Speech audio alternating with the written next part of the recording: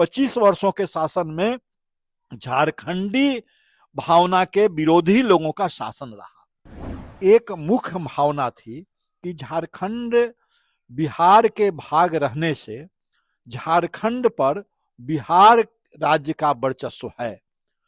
झारखंड मुक्ति मोर्चा के आने के बाद जो झारखंडी लोग हैं, खास करके आदिवासी लोग हैं, उनका मनोबल बढ़ा।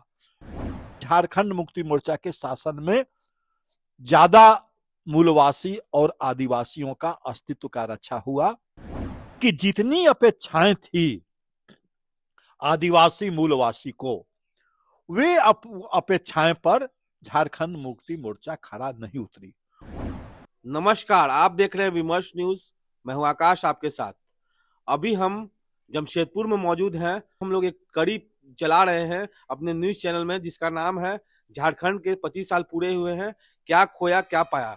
इसी क्रम में हमारे साथ सी एस रन जी हैं, CPI-ML के प्रवक्ता हैं झारखंड राज्य के, और इनसे सामाजिक कार्यकर्ता भी हैं। इसी क्रम में इनसे इस पर चर्चा करेंगे। आपसे मेरा प्रश्न है कि अभी झारखंड के 25 साल पूरे हुए हैं, झारखंड ने इसी क्रम में क्या खोया है क्या पाया है?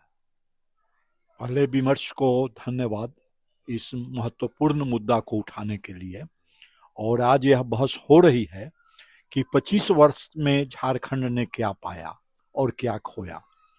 तो इसके समझने के लिए सबसे पहले हमें यह जानना जरूरी है कि झारखंड आंदोलन के पीछे क्या उद्देश्य था, या झारखंड राज्य बनाने के पीछे क्या मंशा थी। झारखंड के आंदोलन में यहाँ के मूलवासी लोग, जिसका बड़ा हिस्सा आदिवासी भी है और बड़ा हिस्सा सदान भी है, शामिल हुए। इसके साथ वे लोग भी शामिल हुए जो लोग जनवादी विचार रखते थे और बिहार, बंगाल, उड़ीसा किसी राज्य से आकर के झारखंड में बसे हों। उन लोगों ने भी झारखंड आंदोलन में शामिल हुए। मैं भी झारखंड आंदोलन में जेल गया, चंपुआ जेल में उड़ीसा में रहा, और झारखंड समन्वय समिति के सेंट्रल कमेटी में रहा, सिंहभूम जिला के कन्वेनर रहा। स्वाभाविक एक मुख्य भावना थी कि झारखंड बिहार के भाग रहने से झारखंड पर बिहार राज्य का वर्चस्व है। हाँ, ऐसा लोगों के अंदर भावना थी कि हर चीज के लिए बिहार विधानसभा पर आश्रित होना पड़ता था, और बिहार विधानसभा में झारखंड के प्रतिनिधि अल्पमत में थे।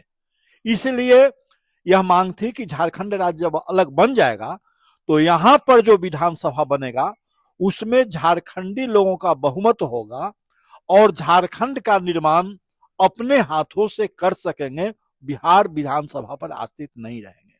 यह मूल भावना थी। झारखंड राज्य बन गया। अब यह है कि 25 वर्षों में दो समस्याएं उठी। एक है कि जो झारखंड आंदोलन में थे उनका शासन इस 25 वर्षों में लगभग 10 वर्ष ही रहा।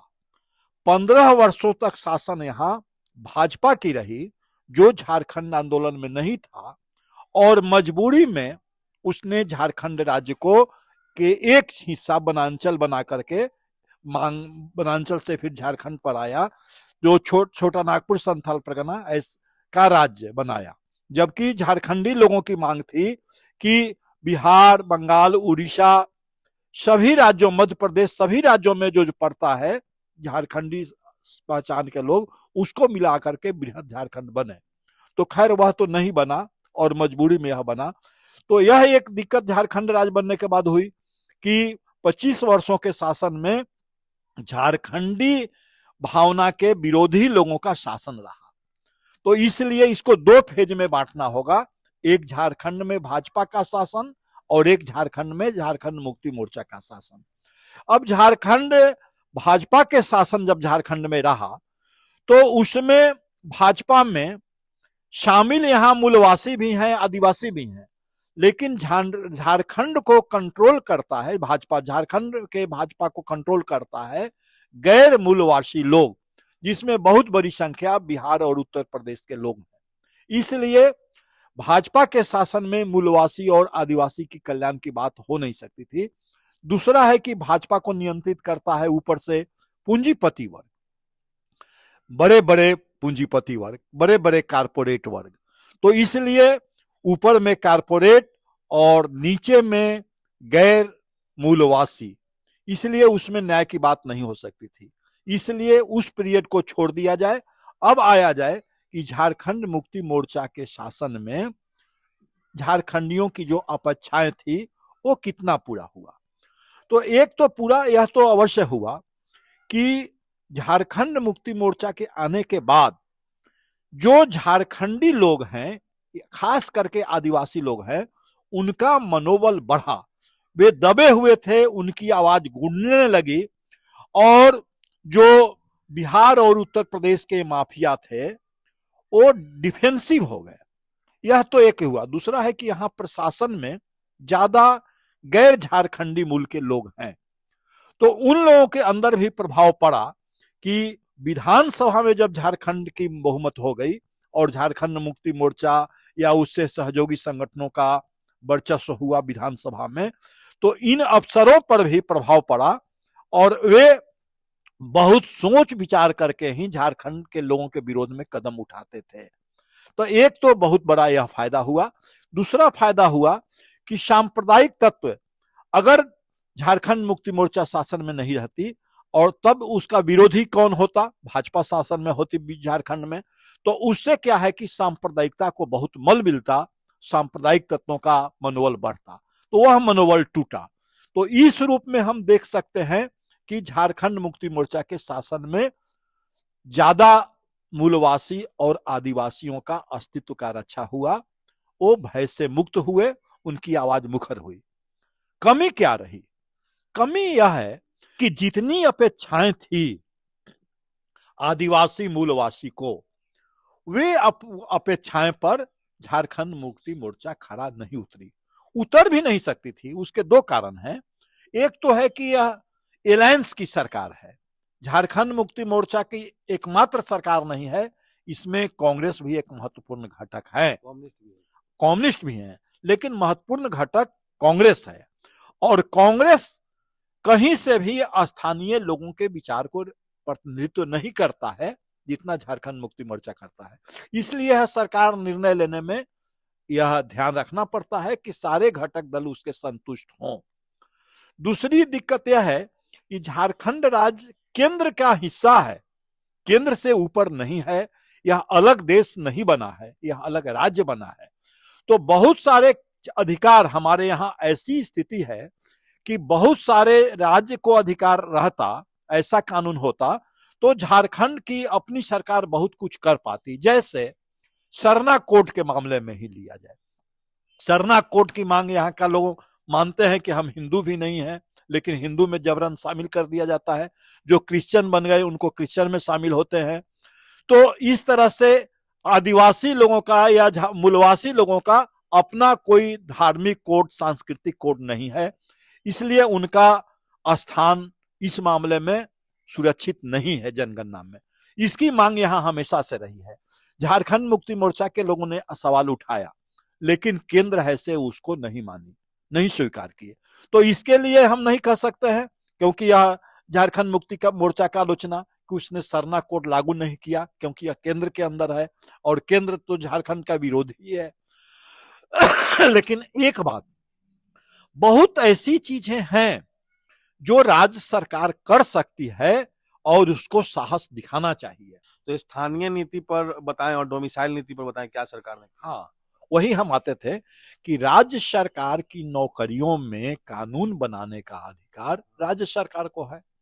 और अगर झारखंड राज्य बनने के बाद भी यहाँ के नौकरियों में दूसरे राज्य, बाहरी शब्द का हम प्रयोग नहीं करते हैं कि बाहरी शब्द का मतलब बहुत खराब होता है कि बाहरी लोग हैं, बाहरी का मतलब लगता है कि देशद्रोही हो गया, तो उस ढंग से हम बाहरी शब्द का प्रयोग नहीं करते हैं। बाहरी का मतलब हमारा है कि झारखंड राज्य से बाहर, मतलब उत्तर प्रदेश, बिहार से आए हुए लोगों का। तो उनका यहाँ पर देखिए अफसरशाही से लेकर के क्लर्कियल ग्रेड से लेकर के यहाँ भी 4th ग्रेड की नौकरी में, प्राइवेट सेक्टर में, सभी में उनका संख्या बहुत ज्यादा रही है, बहुत ज्यादा। उसमें झारखंड राज्य बनने के बाद कुछ कानून बने, जैसे प्राइवेट सेक्टर में मूलवासी लोगों को 70% है से रिजर्वेशन हो, इस तरह की बातें उठी। डोमिसाइल भी बनी, लेकिन बहुत ढीला ढाला बना और उसमें सख्त कानून नहीं बना। और सबसे अच्छी बात है कि उसको सख्ती से लागू नहीं किया गया। इसलिए यहाँ के आदिवासी और मूलवासी बहुत सारे लोगों को, बेरोजगार जो है नौजवान, उन लोगों को रोजगार झारखंड राज्य में नहीं मिला। और सबसे अंतिम बात मैं कहना चाहता हूं कि जो औद्योगिक नीति है, आर्थिक नीति है, उसको बिना बदले हुए रोजगार की संभावनाएं बढ़ भी नहीं सकती है। यह एक लुभावना नारा बन सकता है, रोजगार ही बहुत सीमित हो रहे हैं। टाटा में परमानेंट वर्कर की संख्या कम हो गया, ठेकेदारी मजदूर पर सब काम होता है। तो जब नौकरी ही की संभावना खत्म हो जाएगी तो मूलवासी या किसी का भी माने जो आकांक्षा है उसकी पूर्ति नहीं होगी। और इस चीज के खिलाफ, आर्थिक नीति के खिलाफ, पूंजीपति वर्ग के खिलाफ दृढ़ता से झारखंड मुक्ति मोर्चा की सरकार नहीं है। इसलिए डोमिसाइल नीति पर, नौकरी के नीति पर, लैंड बैंक की नीति पर, इस पर यह दृढ़ता से खड़ा होकर के कोई अलग उदाहरण नहीं पेश कर सके। आपसे आखिरी प्रश्न है कि आप जैसे कम्युनिस्ट पार्टी से आते हैं, सीपीआईएमएल से बिलोंग करते हैं, उसके वर्किंग कमेटी में भी रह चुके हैं, तो कम्युनिस्टों ने झारखंड को क्या दिया? देखिए, कम्युनिस्ट आंदोलन, कम्युनिस्ट विचारधारा का मतलब होता है कि समाज में सबसे उत्पीड़ित वर्गों के साथ होना, जो सबसे गरीब लोग हैं, मेहनत वर्ष हैं। तो यह कम्युनिस्ट पार्टी प्रारंभ के दिनों में झारखंड आंदोलन में सक्रिय नहीं रही। इसलिए नहीं रही कि वो, हमको तो गरीब लोगों की लड़ाई लड़ना है, तो उनके लिए जमीन, मजदूर, समाजवाद के लिए लड़ाई लड़ना है। लेकिन बाद में जब यहाँ पर झारखंड आंदोलन तेज हुआ, उसमें उसकी ऊर्जा को कम्युनिस्टों ने समझा और वह गरीबों के प्रति प्रतिबद्ध थी। इसलिए उसको इस लाइन में लेने में, झारखंड आंदोलन के पक्ष में खड़ा होने में दिक्कत नहीं हुई। और इसमें एक क्रांतिकारी नेता एके राय, जो झारखंड समन्वय समिति के, मार्क्सिस्ट कोऑर्डिनेशन कमेटी के हैं, उन्होंने झारखंड आंदोलन को, जो जयपाल सिंह के समय के बाद मिट गया था, उसको खड़ा करने में महत्वपूर्ण सैद्धांतिक काम किया। विनोद बिहारी महतो, एके राय, शिबू सोरेन, इन तीनों ने झारखंड आंदोलन को एक रेडिकल अंजाम दिया। और लाल झंडा, धनबाद में कम्युनिस्ट लोग लाल झंडा में ट्रेड यूनियन करते थे, मजदूरों का संगठन करते थे, और गांव में किसानों में झारखंड मुक्ति मोर्चा का संगठन था। इन दोनों को समन्वय किया और उसके बाद उन लोगों की गाड़ियों में हरा मतलब झारखंडी और लाल मतलब कम्युनिस्ट, दोनों का समन्वय बना। यह एक बहुत बड़ा एक दिशा था कि झारखंड आंदोलन को एक नई दिशा दिया। आखिर में ये बताएं कि आप 25 साल तो पूरे हो गए, आगे आप झारखंड को किस देखना चाहते हैं? देखिए, झारखंड को खड़ा होना है तो झारखंड के जो मध्यम वर्गीय या बुर्जुआ वर्ग, जो झारखंड में धनी मानी लोग बने हैं ठेकेदारी से, राजनीति से, वहां से दूर ले जाकर के झारखंड में बसे आम झारखंडी, जो ठेकेदार मजदूर हैं, गरीब किसान है, वहां के आंदोलन को ले जाना होगा। वे जब खड़ा होंगे, जब गांव के गरीब किसान, शहर के ठेकेदार मजदूर, ये लोग जब खड़ा होंगे और झारखंड के बेरोजगार साथ देंगे, तो झारखंड आंदोलन या झारखंड राज्य एक नई दिशा में बढ़ेगा। तो जैसा कि आपने देखा, अभी हमने सियासरन शर्मा जी से बात की, उन्होंने हर पहलू पर अच्छे से दो टूक होकर के जवाब दिया, इसके लिए उनका धन्यवाद। आपको इनकी विचारें कैसे लगी कमेंट सेक्शन में जरूर बताएं, और अगर हमारे चैनल को यूट्यूब पे देख रहे हैं तो लाइक करें, सब्सक्राइब करें, तथा बेल आइकन ना भूलें, ताकि अगर आप फेसबुक पेज पे देख रहे हैं तो लाइक करें, फॉलो करें। तब तक के लिए राजनीतिक और सामाजिक मुद्दे में जुड़े रहने के लिए आपका धन्यवाद।